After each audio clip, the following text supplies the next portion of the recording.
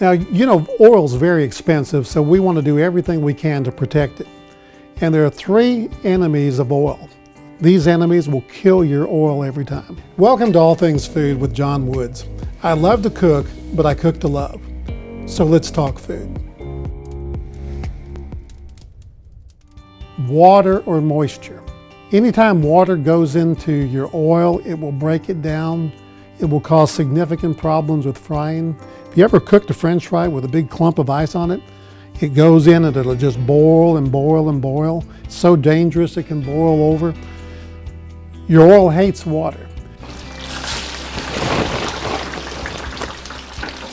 Notice how when you drop those fries in, they have a little bit of ice on them, not much. These aren't too bad. Causes that oil to bubble up. Remember when I said water and moisture is an enemy of oil? Well, that's a perfect example.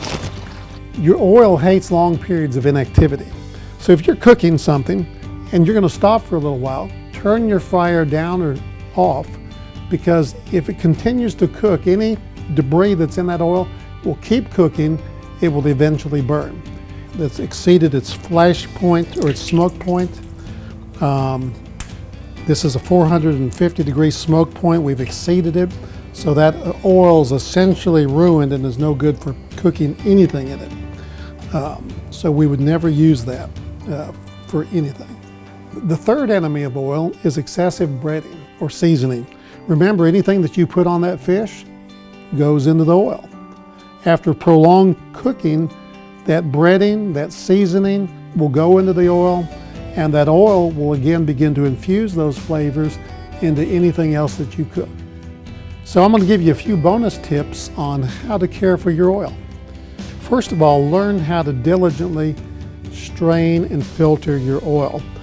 I usually have a pot like this, this is called a chinois, or some people call it a Chinaman's cap, and then a filter, cone filter. And that little chinois will fit right over on there. We'll stick the cone filter in.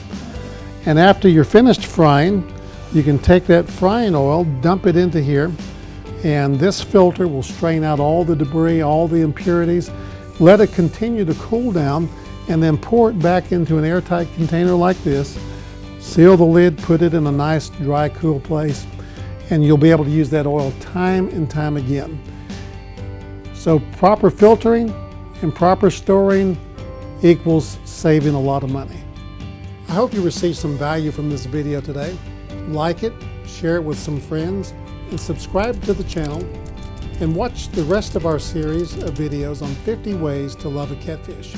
Go out and love to cook and cook to love.